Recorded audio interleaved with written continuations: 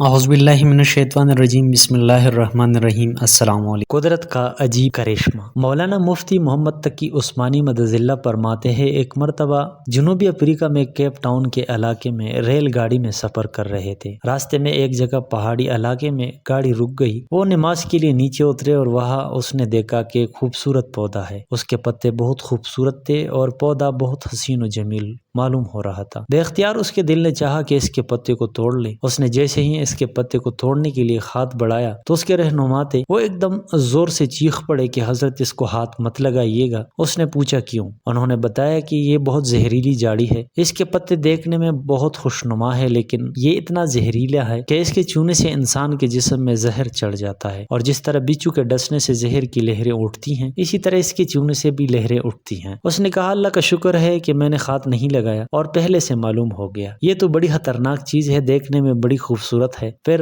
اس نے کہا کہ یہ معاملہ تو بڑا خطرناک ہے اس لیے کہ آپ نے مجھے بتا دیا جس کی وجہ سے میں بچ گیا، لیکن اگر کوئی انجام آدمی جا کر اس کو ہاتھ لگا دے تو مصیبت اور تکلیف میں مبتلا ہو جائے گا۔ اس پر انہوں نے اس سے بھی زیادہ عجیب بات بتائی، وہ یہ کہ اللہ تعالیٰ کی قدرت کا عجیب کرشمہ ہے کہ جہاں کہیں یہ زہریلی جاڑی ہوتی ہے اسی کی جڑ کے آس پاس لازماً ایک پودا اور ہوتا ہے، لہٰذا اگر کسی شخص کا ہاتھ اس زہریلی پودے پر لگ جائے تو وہ فوراً اس دوسرے پودے کے پتے کو ہاتھ لگا دے، اسی وقت اس کا زہر ختم ہو جائے گا۔ چنانچہ انہوں نے اس کی جڑ میں وہ دوسرا پودا بھی دکھایا، یہ اس کا تریاق ہے۔ بس یہی مثال ہے ہمارے گناہوں کی اور استغفار توبہ کی، لہٰذا جہاں کہیں گناہ کا زہر چڑھ جائے تو فوراً توبہ استغفار کا تریاق استعمال کرنا چاہیے، اسی وقت اس گناہ کا زہر اتر جائے گا۔